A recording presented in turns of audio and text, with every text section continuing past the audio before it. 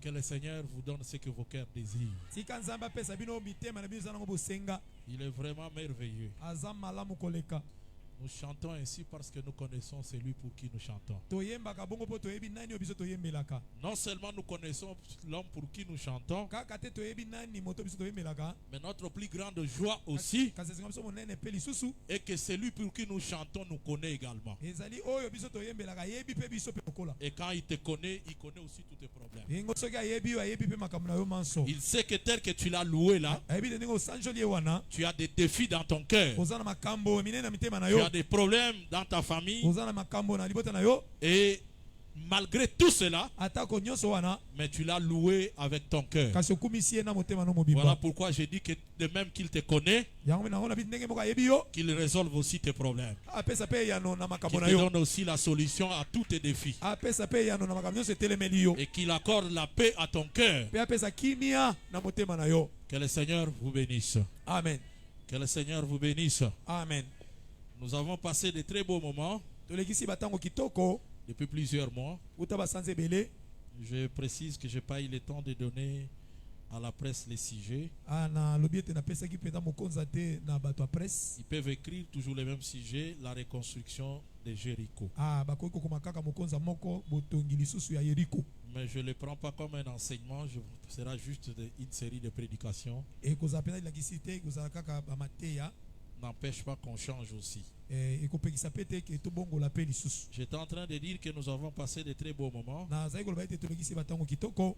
depuis le mois de juillet. Nous avons commencé avec le pasteur Jean-Claude. Ça est suivi avec notre pasteur Charles. Non, avant lui, c'était le docteur Franck. Ça est suivi avec le pasteur Charles. Après lui, nous avons eu le passage de l'homme de Dieu, le docteur Jean-Louis. Et après lui, c'était le docteur Adolphe. Nous venons de clôturer ce dimanche avec le pasteur Jean-Pierre Mbango. Je me suis posé la question sur les trois sujets, les trois derniers sujets, lesquels j'avais un peu de charge pour qu'on arrose encore.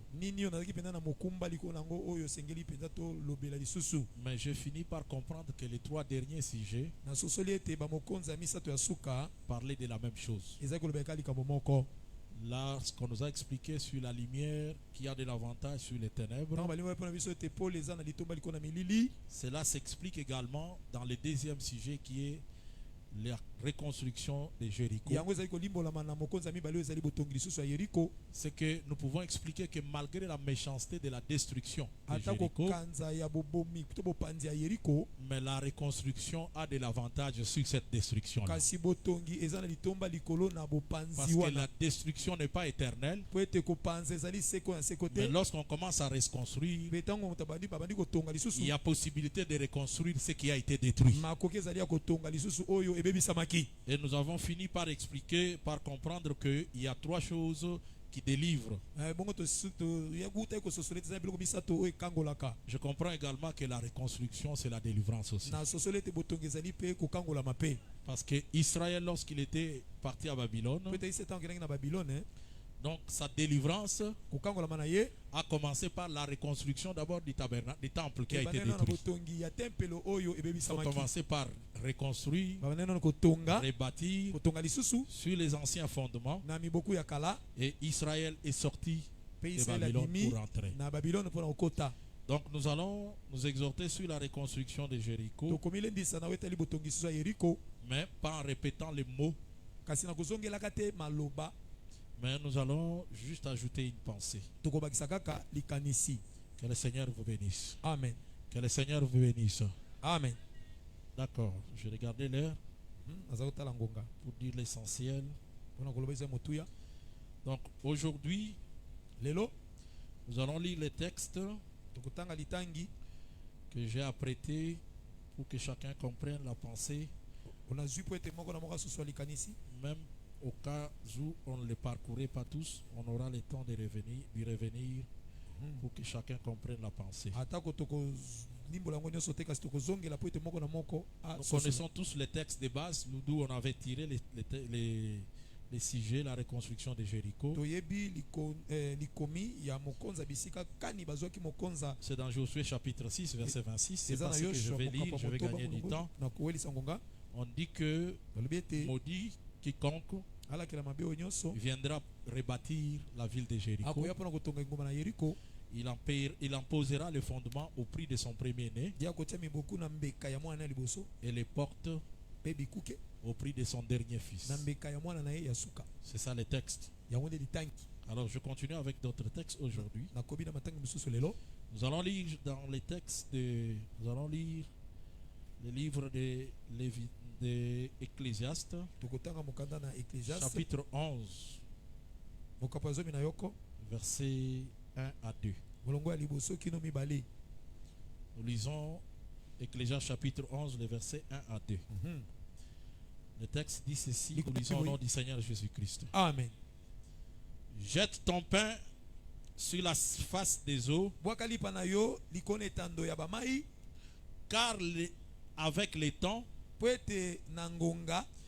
avec les temps tu les retrouveras. Jette ton pain sur la face des eaux, car avec les temps tu les retrouveras. Donne-en une part à 7 et même à 8, car tu ne sais pas quel malheur peut arriver sur la terre. Je prends un autre texte. Je préfère qu'on lise Ésaïe chapitre 17, le verset 12 à 13.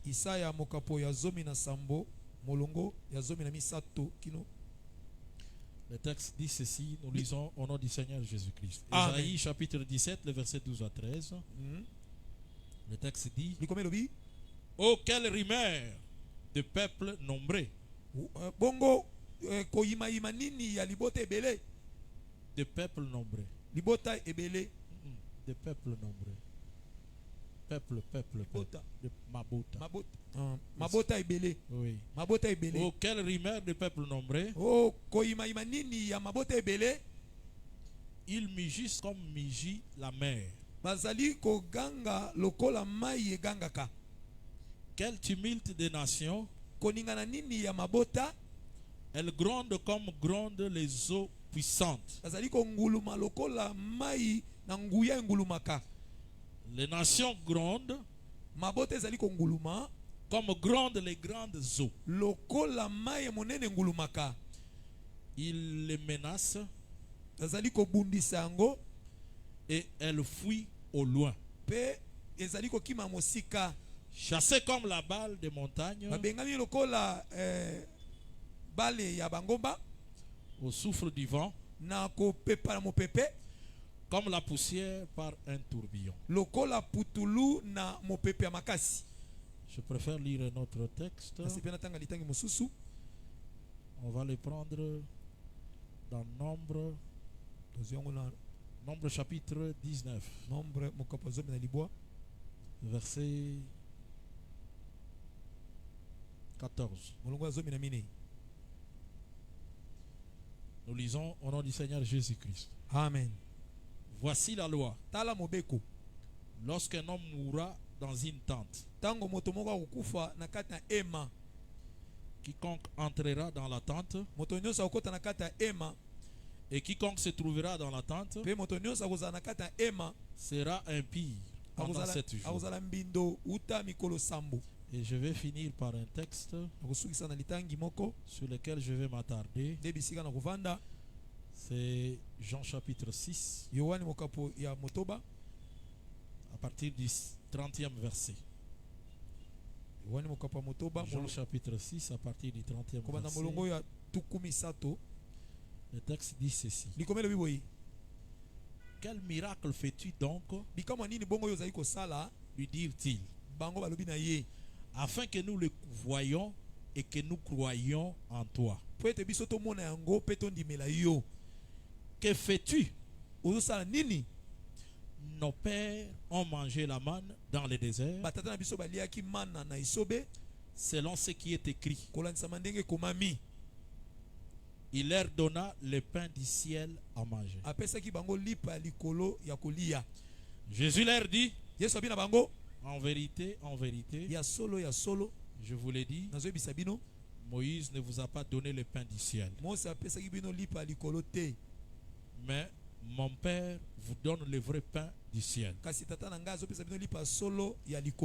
Car le pain de Dieu, c'est celui qui descend du ciel et qui donne la vie au monde.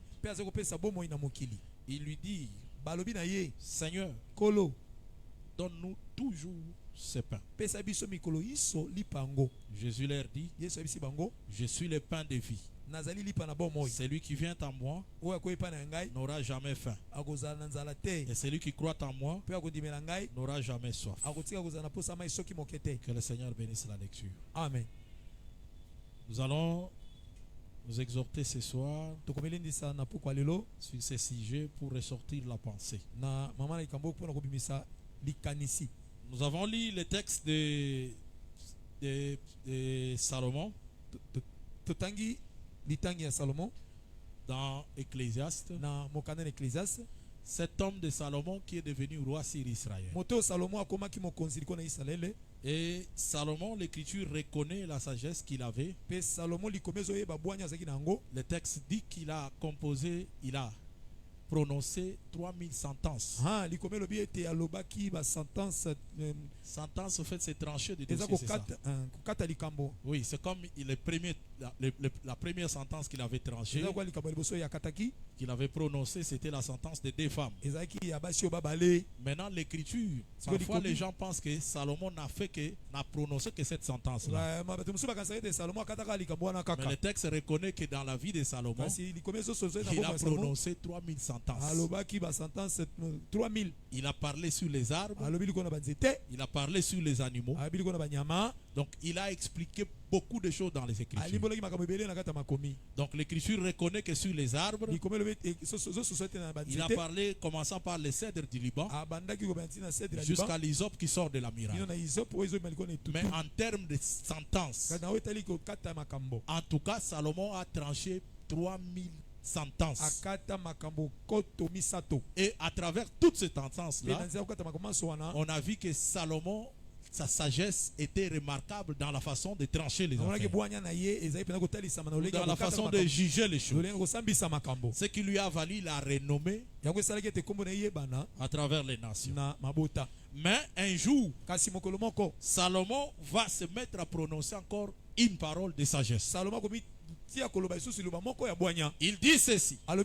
Il dit, jette ton pain à la surface des eaux, et avec le temps, tu les retrouveras. Donne-en une part à 7, voire 8, parce que tu ne sais pas quel malheur va s'abattre sur moi. Que le Seigneur bénisse. Amen. Que le Seigneur bénisse. Amen. Donc, dans ce texte-là, ça fait partie aussi des textes qui ont révélé la sagesse de Salomon. Il dit qu'il faut que tu jettes ton pain sur la face des eaux. Pas n'importe où. Mais tu vas jeter ton pain sur la face des eaux. Et avec le temps, tu les retrouveras. Nous connaissons tous la nature du pain. Quand tu prends le pain à la manière des hommes, tu prends ton pain, tu le jettes à la face des eaux. En tout cas, à la manière des hommes, en tout cas, on va te conseiller, on te dit, oublie. Tu as jeté ton pain à la face des eaux. Sur les eaux. En tout cas, oublie. Oublie.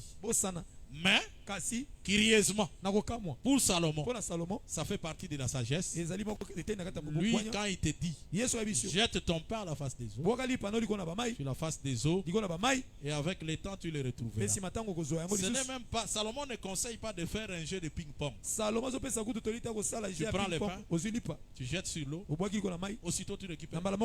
Parce que tu as peur de le perdre. Non. Mais lui dit, jette. mais avec le temps. Ça veut dire que ce n'est pas aussitôt que tu vas le récupérer. Donc tu jettes, mais avec le temps. Voilà. Avec le temps, tu viendras le retrouver. Est-ce que vous comprenez? Amen. Curieusement, on appelle ça la sagesse. Que le Seigneur bénisse. Amen. Alors qu'à la manière des hommes, on devrait te dire Master Tika Nayo. Que le Seigneur bénisse. Amen. Que le Seigneur bénisse. Amen. Et quand il dit ça, il ajoute, il dit que donne-nous-en une part, le même pain là que tu as jeté à la surface des eaux, sur la surface des eaux. Donc tu vas les récupérer, tu les retrouveras avec les temps. Mais il te dit donne-en une part à 7 et même à 8. Car tu ne sais pas quel malheur peut arriver sur la terre.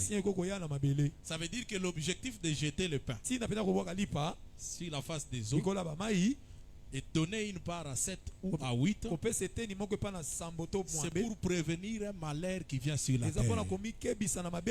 Tu ne sais pas quel malheur peut arriver sur la terre.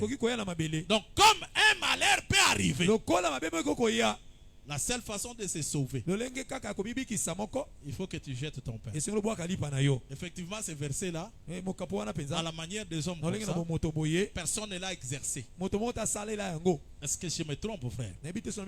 Il n'y a personne à la manière des hommes qui a exercé ce verset-là dans sa vie. Tu te réveilles le matin, tu as un pain. Tu le prends, tu cherches la mer ou les eaux. Tu prends le pain, tu le jettes. Tu peux te balader. Et après, tu reviens pour les retrouver. Et puis tu sais que quand je vais les retrouver, je dois encore les diviser. 7 ou 8. Parce que c'est pour prévenir le malheur qui viendra sur la terre. Vous comprenez que sur la mer, sur la terre, personne, aucun humain n'a fait ça. Que le Seigneur bénisse. Amen. Ça veut dire que ce verset appartient à quelqu'un. Pourquoi? Parce que même si en Égypte on peut prendre Moïse, on le met dans une caisse. Le jour où la fille de Pharaon descendra, si elle prend la caisse, on ne trouvera pas deux fils dans la même caisse, mais on trouvera un seul fils. Ça veut dire que quand on ouvre la caisse, même si l'enfant dormait, mais il sait qu'on ne trouvera pas une autre personne, on ne me trouvera que moi. En d'autres termes, l'enfant peut dire dans cette caisse ici, il est question de moi. On ne parlera pas d'une autre personne, on parlera seulement de moi. Parce que dans la caisse, il s'agit de moi. Quelqu'un ne peut pas ouvrir la caisse et nous raconter l'histoire d'un fils des Égyptiens. Non. Mais quand tu ouvres la caisse, il faut que tu parles d'une histoire d'un fils d'un Hébreu. Pourquoi?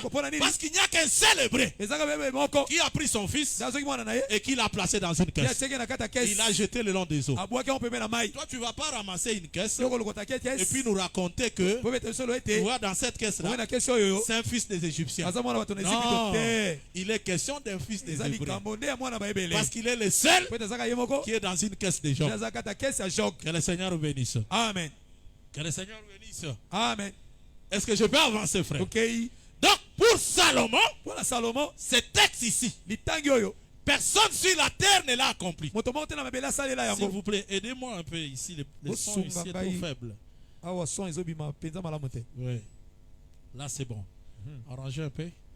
Alors, pour dire que même lui-même, Salomon, de son vivant jusqu'à sa mort, nous n'avons vu nulle part Salomon exercer sa propre sagesse. Là où il a pris le pain, il le jette dans l'eau. Et puis il s'en va. Avec le temps, il revient pour récupérer le pain. Et puis il prend le pain, il donne un morceau, une part à 7 et une autre part à 8. Lui-même ne l'a pas fait. Pourquoi? Parce que nous, dans notre Bible, il est question d'un seul homme. Pas de Salomon. Parce qu'il était l'ombre. Ça va toujours pas. Parfois, il faut faire un tour comme ça pour entendre ce que nous entendons. Le son est tout sec. Ah. Donc, regardez, frère. Nous avons lu avec vous une écriture.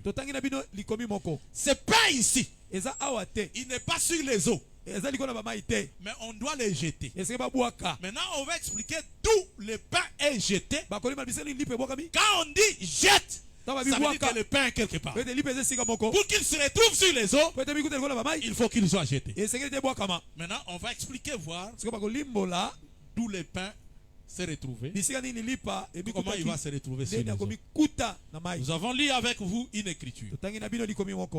Je prends d'abord Nombre, frère. Là, je suis en train de parler des textes. Dans Nombre, les textes que nous avons lus en dernier. Le texte dit ceci. Ça va. S'il vous plaît, je vais cesser d'utiliser les Bibles ici. Les Bibles, le téléphone à cause des publicités. Parfois, quand tu veux lire, lui t'envoie une publicité. Le texte dit, voici la loi.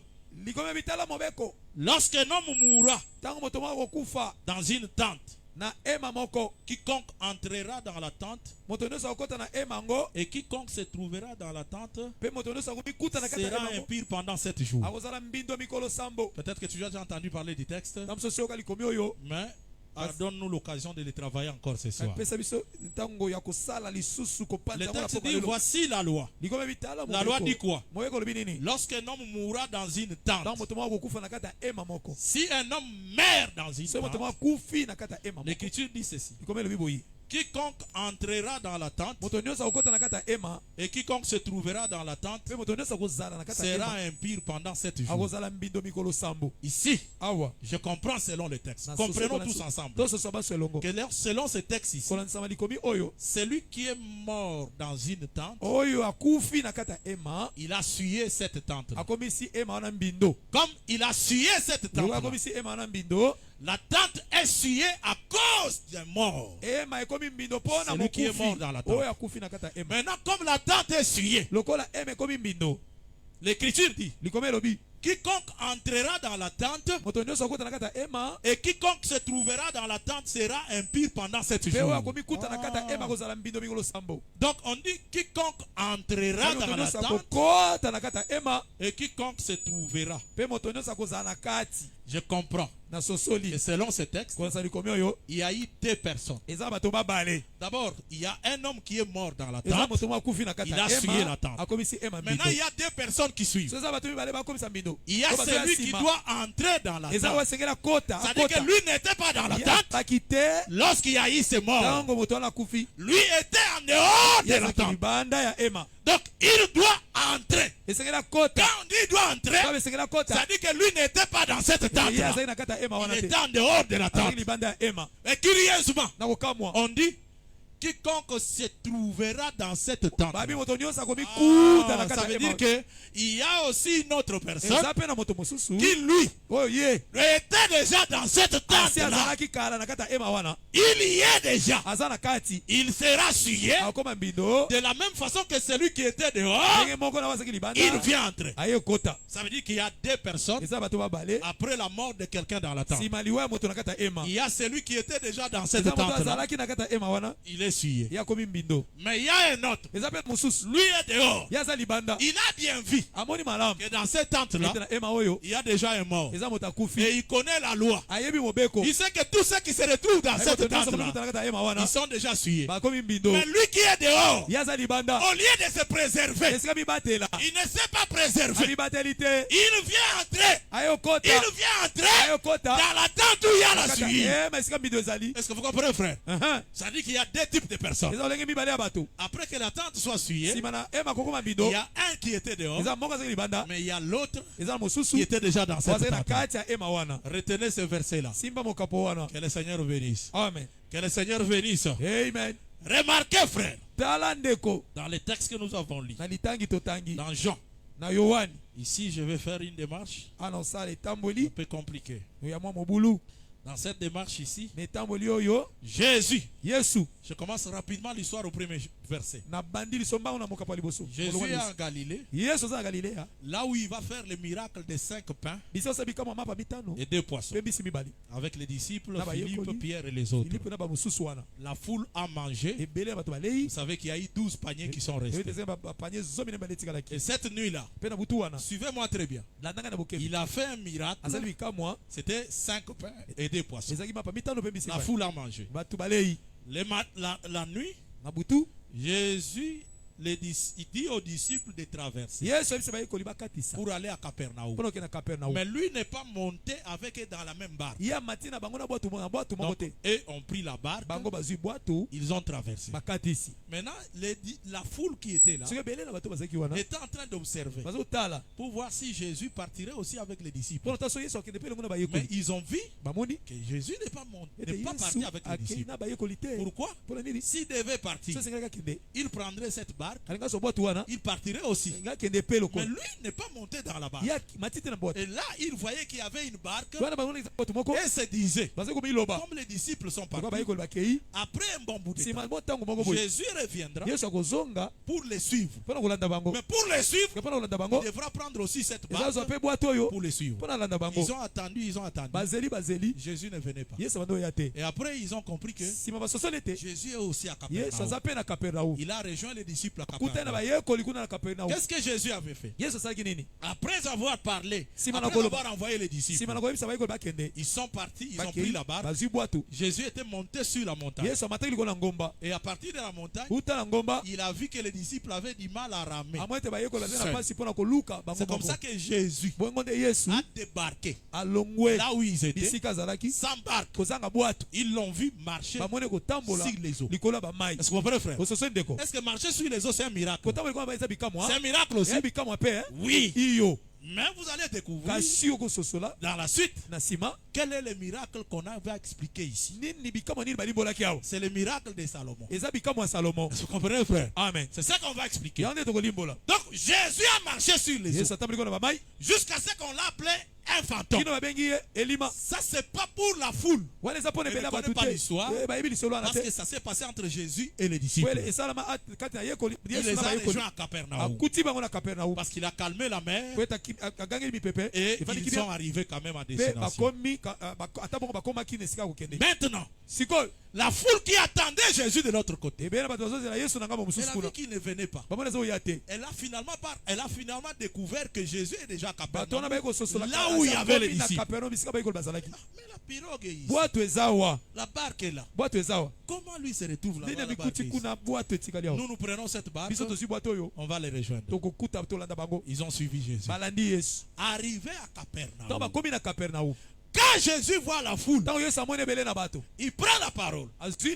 Il leur dit ceci: ce n'est pas à cause des miracles que vous me suivez, mais vous me suivez à cause des pains que vous avez mangés et rassasiés. Est-ce que vous comprenez, frère? Amen. Vous me suivez très bien. Amen. Donc Jésus dit, ce n'est pas à cause des miracles que vous me suivez, mais c'est à cause des pains que vous avez mangés. Je comprends que quand Jésus a traversé 5 pains, 2 poissons, c'est aussi un miracle.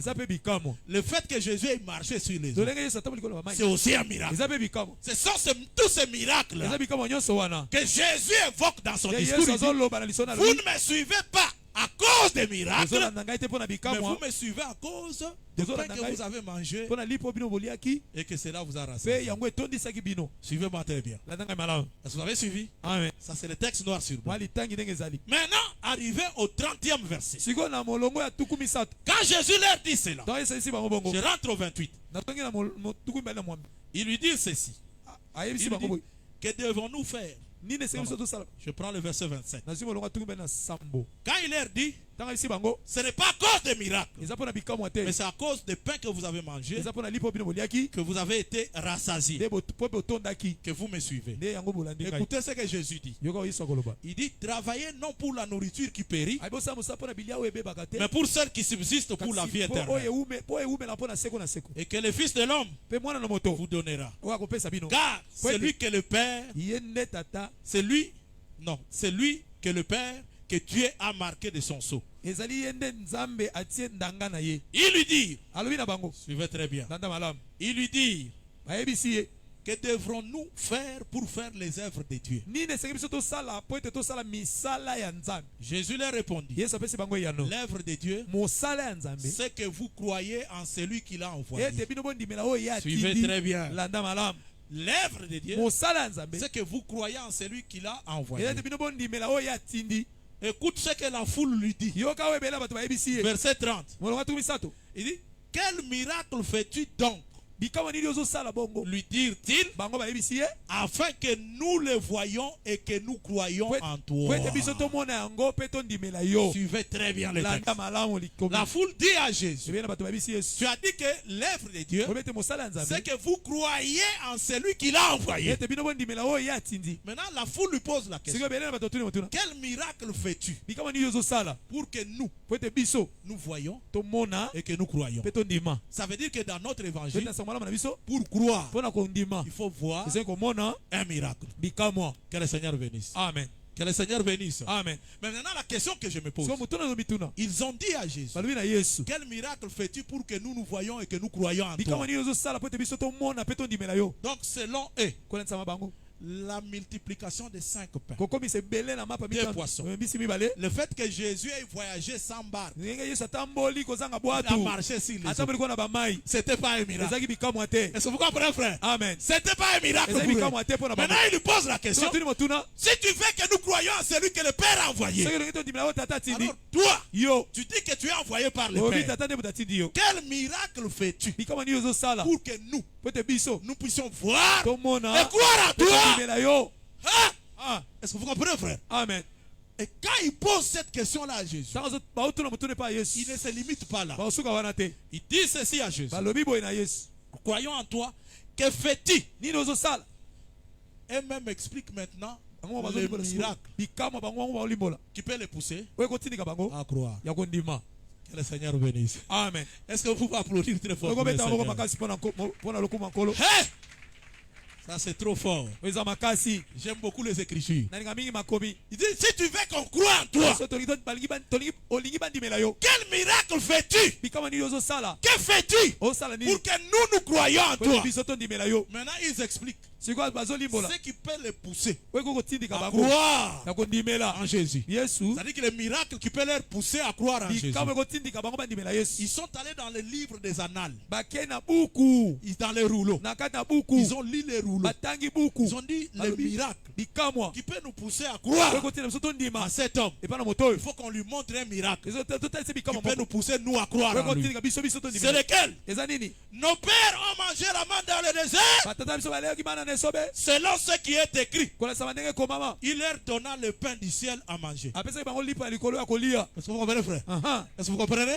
Ça veut dire que pour eux, ils posent la question à Jésus, quel miracle fais-tu pour que nous croyions en toi? Que fais-tu? Regardez, nos pères ont mangé le pain dans le désert, la manne dans le désert, selon qui est écrit, il leur donna du pain du ciel à manger. Ça veut dire que selon eux, les miracles, c'était la descente d'un pain qui part du ciel, il descend sur la terre.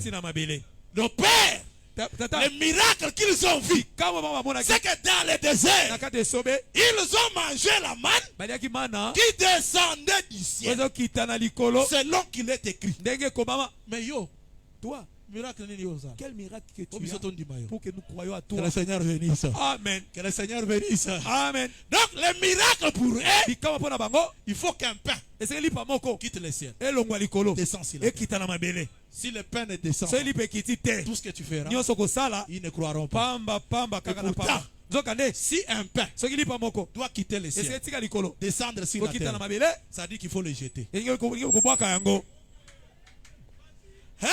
Jésus, est-ce que vous comprenez, frère? Un pain qui part du ciel, descend sur la terre, c'est un pain jeté sur la face des eaux. Jésus. Jésus ne se limite pas là. Il dit ceci. Il leur dit. Jésus leur dit, En vérité, je vous le dis. Ya solo na bisi bino. Même Jésus a oublié tout ce qu'il a fait. Les 5000. Il est même la traversée des eaux. Il a oublié. Parce qu'il ne leur dit pas. Vous me demandez un miracle. Mais j'étais avec vous tout à l'heure. Vous avez mangé 5 pains, des poissons, 5000 personnes ont mangé. Vous avez ramassé 12 paniers. J'étais avec vous en Galilée. Je n'ai pas pris la barque. Moi, j'ai traversé comme ça pour me retrouver ici. Mais vous avez pris des barques. Tout ça, c'est pas un miracle pour vous. Pour que vous croyez en moi, vous me dites quel miracle je peux faire. Et vous me présentez la descente du pain de la manne du ciel sur la terre. Jésus comprend aussi qu'en réalité, le miracle, c'est celui de Salomon. Il faut qu'un homme accepte de prendre son pain, qu'il le jette sur la mer. Il le jette sur la mer. Mais quand il le jette, il faut s'attendre que ce pain-là, il n'ira pas pour du bon. C'est un pain qu'on jette, malgré c'est sur la mer. C'est l'impossibilité. Mais avec le temps, tu vas récupérer ce pain. Personne n'a exercé cela dans la Bible. Maintenant, Jésus explique. Il dit ceci. En vérité, je vous l'ai dit. Moïse ne vous a pas donné le pain du ciel. Ça commence à devenir sérieux. Ils lui ont présenté le miracle. C'était la descente du pain que Moïse a donné aux enfants d'Israël. Maintenant, il leur dit. Mais en vérité, je vous l'ai dit. Quand il parlait, si je me mets à la place de Jésus, je crois qu'il avait même baissé la voix. Parce que toute la foule savait que Moïse leur a donné le pain qui est descendu du ciel. Mais lui commence par dire, il gire en vérité. Je vous l'ai dit. Moïse ne vous a pas donné le pain qui est descendu du ciel. Jésus, aujourd'hui c'est une autre prédication. Depuis l'époque de nos pères, nous considérons que Moïse c'est un grand. Pourquoi? Parce que dans le désert, il a fait tomber la manne du ciel, le pain, et le peuple a mangé. Mais toi, tu nous dis qu'en vérité, et puis il commence par girer. Si c'était un quinoa,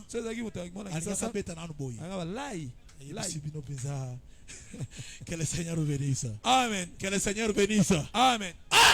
Il dit Moïse ne vous a pas donné le pain du ciel. Mais mon Père vous donne le vrai pain du ciel. Mon Père vous donne le vrai. C'est d'autres termes. Même si Moïse avait dit qu'il avait donné le pain qui était dans le ciel, c'était un faux pain.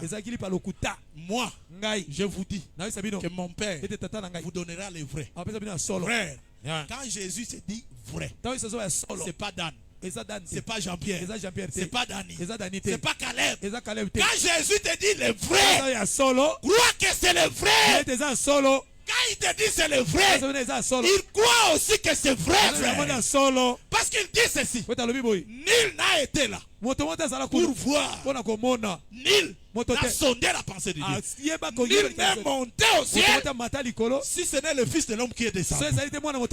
Maintenant Moïse, il n'a jamais été là. Celui qui était là vous dit que ce pain-là que Moïse c'était le faux. Mais le vrai, le Père vous le donnera. Vous venez, frère. Amen. Nous allons croire à Moïse. Nous allons croire à Jésus. Nous croirons à Jésus. Que le Seigneur bénisse. Amen. Que le Seigneur bénisse. Amen. Donc, les miracles qu'ils avaient besoin que Jésus fasse, c'est comme celui de Moïse.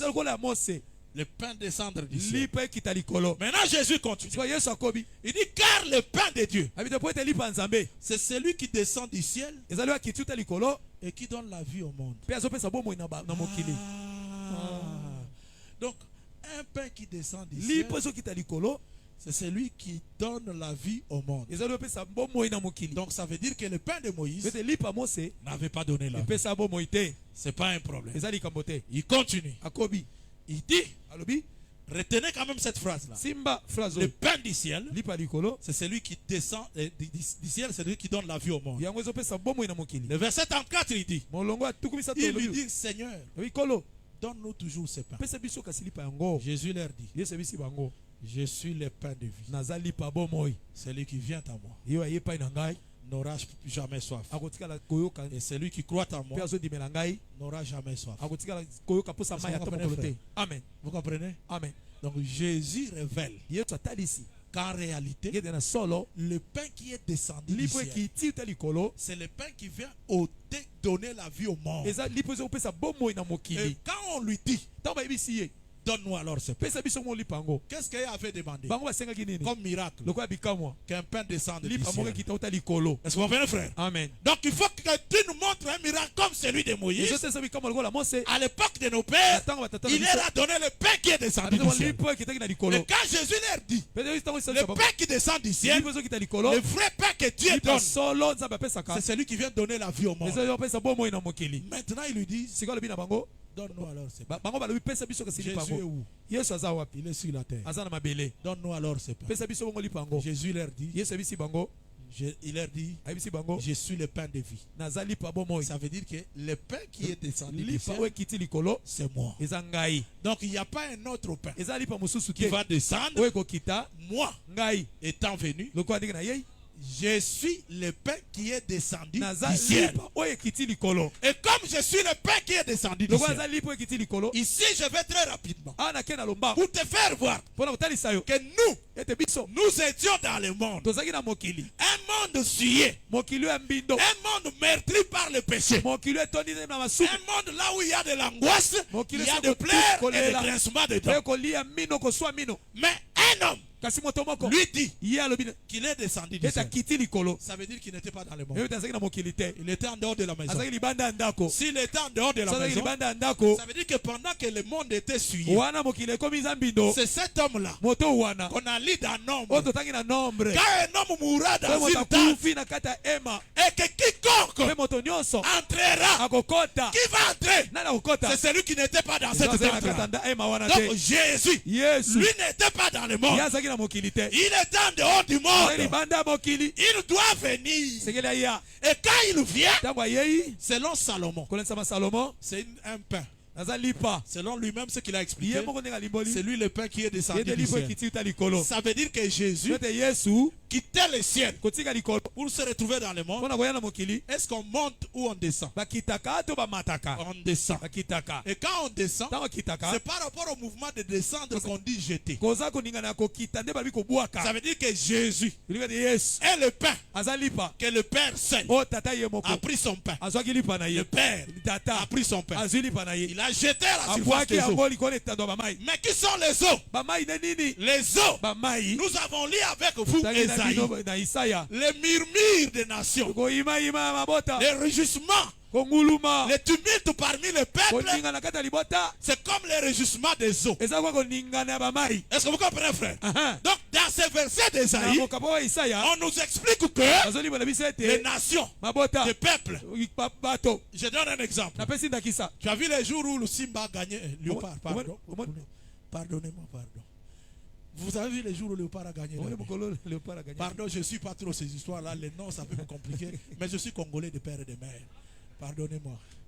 Donc le jour où le Léopard a gagné la nuit, vous avez entendu le bruit partout. Les gens qui criaient, qui chantaient. Maintenant la Bible compare tous ces bruits-là des peuples. Il dit que c'est comme les bruits des grandes eaux. Ça veut dire que le bruit que les peuples font, les tumultes, les murmures, c'est le bruit des eaux. L'Éternel compare les peuples, les nations aux eaux. Ça veut dire que les eaux sont des peuples, des foules, des langues et des nations. Tu m'attendais dans l'Apocalypse. Ça c'est un cantique populaire. Tout le monde connaît déjà ça. Vous comprenez, frère? Amen. Donc les peuples, les foules et des langues et des nations, selon Esaïe, c'est ça le bruit des eaux. Quand tu entends les fleuves, c'est comme le bruit quand les léopards gagnent. Toute la ville est agitée. Wow. C'est comme les fleuves aussi. Que le peuple des nations sont comme les eaux. Maintenant, c'est lui le Père. C'est lui que Salomon dit. C'est lui à qui Salomon s'adresse. Il dit seulement, jette ton pain à la surface des eaux et tu les récupéreras avec le temps. En premier lieu, c'est pas toi. C'est pas toi. Donc c'est lui qui a osé prendre ce risque-là. Prendre un pain et le jeter à la surface des eaux. C'est d'abord Dieu. Et son pain, c'était la personne du Seigneur Jésus. C'est pourquoi Jésus a expliqué aux disciples. Il dit que le pain que je mange avec vous, c'est mon corps. Ça dit qu'en réalité, celui qu'on a jeté sur les eaux, c'était le corps de Jésus. Ah, le jeter sur les eaux, c'est l'envoyer dans le monde. Pourtant, dans le monde, c'est un endroit de risque. Beaucoup de combats. Hey! Que le Seigneur bénisse, frère. Amen. Maintenant, le pain qui descend du ciel, il a quelle mission sur la terre? Il dit le vrai pain qui descend du ciel, que le Père envoie. C'est lui qui vient sauver le monde. Ah, ça veut dire qu'en réalité, le pain que Salomon a retenu, qu'on jette à la surface des eaux, avait une mission. C'est pour sauver. Maintenant, comment le pain va sauver? Je vais chuter par là. Je garde encore autre chose. Ça, c'est trop fort. Frère dans le Seigneur, regardez ce que Jésus a fait. Il prend le pain. Il plonge dans le vin. Il appelle ça printemps. Il donne à Judas. Il dit celui qui mangera le pain, c'est celui qui me trahit. Ça veut dire que le fait de tremper le pain dans le vin, quand il donne à Judas, Judas n'a pas mangé que le pain. Il a mangé aussi le vin. Le vin est entré comment? Parce que quand tu prends le pain, tu trempes dans le vin, le vin entre dans le pain. Si tu décides de récupérer le pain, tu ne retireras pas que le pain. Tu vas retirer et le pain et le vin. Tu donnes. Tout le monde a compris ça? Que le Seigneur bénisse. Amen. Que le Seigneur bénisse. Amen. Le pain qu'on va jeter à la surface des eaux, on ne le jette pas pour le perdre. Parce que selon Jésus, le pain qui descend du ciel, c'est celui qui vient donner la vie au monde. Maintenant, le pain qu'on jette à la surface des eaux, on ne le jette pas pour du bon. Le verset dit, avec le temps, tu vas le récupérer. Ça veut dire que celui qui jette ce pain-là, c'est un semeur. Il est en train de semer. Mais quand il va récupérer, il ne récupérera pas que le pain. Merci. Parce qu'il a jeté le pain dans l'eau. Avec le temps, il a cessé le temps passé. Il a laissé plusieurs temps. Mais il viendra quand même pour récupérer son pain. Quand il va récupérer son pain, il ne prendra pas que le pain. Les eaux qui se sont attachées au pain, il les récupérera. Est-ce que je peux vous dire, frère, que nous tous tels que nous sommes là, nous étions aussi parmi le peuple, les foules, les nations de l'arc. Ça veut dire que nous tous, nous étions aussi des eaux comme les autres. Mais un pain a été jeté. Quand on a jeté ce pain-là, celui qui l'a jeté, c'est qu'il a semé. Mais quand on sème pain, on doit ramoissonner beaucoup. Il ne va pas récupérer que le pain. Il faut qu'il le récupère et le pain et les eaux. Toi et moi, nous sommes les eaux que le pain a pris. Nous nous sommes retrouvés dans le palais du propriétaire du pain. Oh. Que le Seigneur bénisse.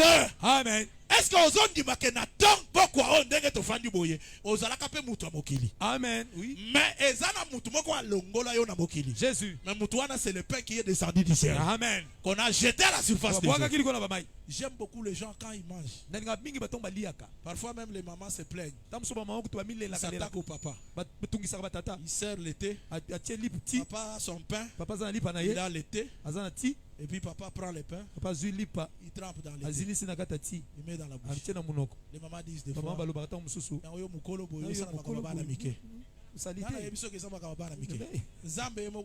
Amen. Amen. Amen. Amen. Que le Seigneur bénisse. Amen. Que le Seigneur bénisse. Amen. Est-ce que vous comprenez, frère? Amen. Applaudissez très fort pour le Seigneur.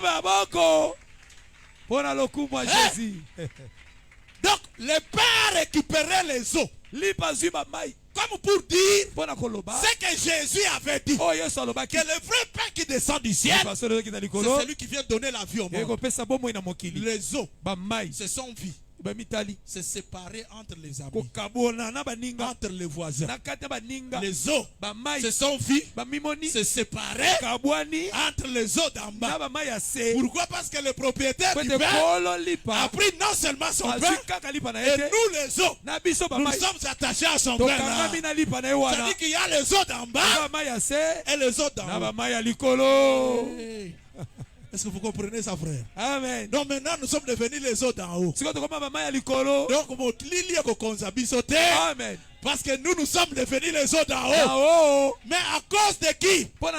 À cause du pain qu'un homme avait jeté. Donc le pain qu'on a jeté, c'est Jésus. Ça veut dire que le miracle que la foule avait besoin, c'était voir un pain descendre du ciel et donner la vie au monde. Et pourtant le pain qui est descendu du ciel, comme c'était le miracle, ça veut simplement dire il a fallu qu'un homme qui était en dehors d'une maison que lui entre. Mais quand il va entrer, il trouvera que dans cette maison il y avait encore d'autres personnes qui étaient déjà dans cette maison. Ils étaient déjà souillés. C'est toi et moi, nous étions déjà souillés. Mais notre salut est que il y a quelqu'un qui était dehors, qui entre. Je donne ça et puis je chute. Si Samuel débarque dans la maison d'Isaïe pour oindre les rois, frère, il peut parcourir du premier jusqu'au 7e. Il n'y aura aucun changement. Aucun ne pourra être roi. Pourquoi?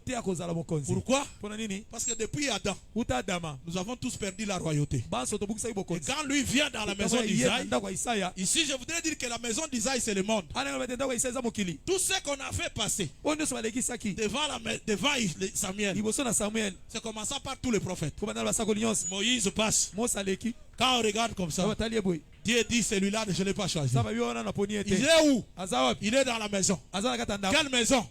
Déjà il y a un mort. Adam est déjà mort.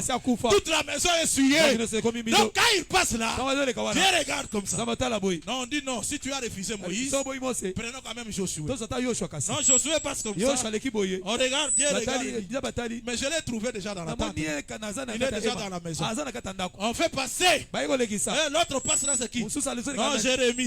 Quand Dieu regarde, mais il n'est pas dehors, frère. Lui est déjà dans la maison qui est souillée. Il faut chercher quelqu'un qui n'est pas dans cette maison, qui est en dehors de la maison. Ça veut dire que lui, si on l'appelle, pour qu'il se retrouve là où vous êtes, il faut qu'il entre. Est-ce que vous comprenez, frère? Il faut qu'il entre. Donc David est en dehors de la maison. On va le chercher. Quand il vient là, c'est Hébreux chapitre 10. Christ entra dans le monde. Il dit, tu n'as voulu ni sacrifice, ni holocauste pour le péché, mais tu m'as fait un corps. Donc si David n'entre pas, la maison d'Isaïe restera toujours déserte. Aucun roi. Mais quand David entre, non! Lui, comme il vient du dehors, il entre dans une maison où il y a déjà un mort. Il trouve que dans cette maison-là, il y a aussi des quiconques. Il se retrouvera dans cette maison. Ils étaient déjà là. Mais lui, comme il est entré, il est le seul qui va faire la différence. Je vais citer par ceci, frère, pour t'expliquer que ça c'est la folie. Regardez, Moïse rencontre Dieu sur la montagne. Il est où? Azawapi. Chez Jétro. Il pas Jétro. Israël est où? Israël Azawapi. En Égypte. En Égypte. Moïse quitte pour venir en Égypte. Pour en Égypte. Ça dit que c'est Moïse qui est entré. Mais tous ses frères en Égypte, ils étaient déjà là. Là où la mort régnait. Ils étaient déjà là. Mais lui, quand il vient avec son bâton. Maintenant, regardez ce qu'il va faire. Quand il présente son bâton, il le jette comme ça. Pharaon dit, le bâton est devenu un serpent. C'est rien. Je vais appeler mes marabouts. Ils ont jeté aussi.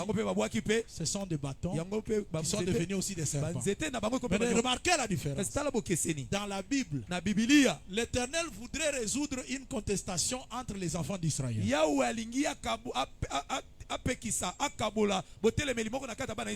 Il leur dit ceci. Si vous êtes un nombre de 600 000 hommes, non. Je ne vous ai pas demandé vous tous de venir dans la tente d'assignation. Il dit à Moïse, tu vas prendre la verge de chaque tribu, chaque chef de tribu d'Israël, ce qui fait 12 verges. Et vous prendrez les 12 verges, vous allez les mettre dans la tente d'assignation. L'Éternel dit, l'homme que je choisirai, c'est celui dont sa verge retirera. Ça veut dire que l'homme qu'on choisit, il peut être dehors, mais dans la tente d'assignation, Dieu les choisit à travers la verge. Ça veut dire que la verge que Dieu choisi, c'est la personne qui est dehors. La verge peut être dedans, mais l'homme est dehors. Mais Dieu l'a choisi.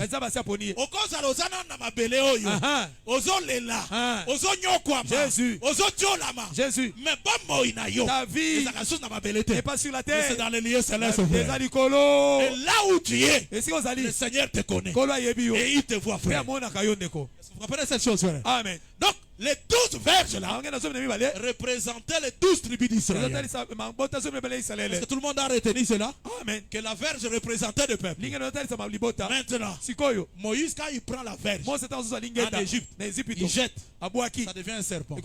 Pharaon appelle aussi ses défunts. Il jette aussi les verges. Ils deviennent des serpents. Qu'est-ce que la verge de Moïse fait? Les serpents de Moïse. Les serpents de Pharaon. Maintenant, la question que je me pose, est-ce que tu comprends bien ça? Je répète encore que le serpent de Moïse qui est descendu de la montagne, c'est lui qui avale, pas le serpent des Israélites. Parce qu'il était le seul qui représentait la puissance de Dieu. Mais il avale le serpent ici des verges des vins de Pharaon. Maintenant, ce qui m'étonne, c'est qu'après cette discussion-là, aucun verset, si tu l'as, tu me le donnes. Aucun verset ne dit que la verge de Moïse, comme Pharaon a refusé, elle avait commencé à vomir. Vomir les serpents. Parce que ces serpents-là représentent le pouvoir des Égyptiens. De même que celui de Moïse représentait la puissance de tout Israël ou du Dieu d'Israël. Alors quand il a avalé ce serpent, après la discussion, Moïse a récupéré son bâton. Il est monté avec. Donc quand Moïse prend son bâton, il monte avec. Je comprends que dans le bâton de Moïse, il y avait tous les bâtons des Égyptiens que les serpents de Moïse avaient avalé. Il est sorti avec eux. Donc il est sorti avec d'autres Égyptiens. Le Seigneur bénisse, frère. Amen. Et pourtant l'Égypte c'est le monde. Merci. Est-ce que vous comprenez, frère? Amen. Ça dit que le serpent de Moïse, en réalité, c'est aussi un pain qui est descendu sur les eaux, qui a été jeté comme Moïse a jeté son serpent. Quand on a jeté le bâton, ce bâton-là a avalé la puissance des Égyptiens. Il a avalé les Égyptiens. Il est sorti avec eux. Donc, dit Moïse avait Tarabatourouana. Ça dit qu'il y a des Égyptiens qui sont en Égypte, mais en réalité, leur vie, ils ont Moïse entre la main de Moïse. Jésus. Amen. Amen. Mais Jésus. Il est assis là. Parce que lui est le pain qui est descendu pour donner la vie au monde. La personne du Seigneur Jésus, c'est lui. C'est cet homme de Jésus qui est le pain qui est descendu. Et quand il est descendu, il t'a avalé. Jésus.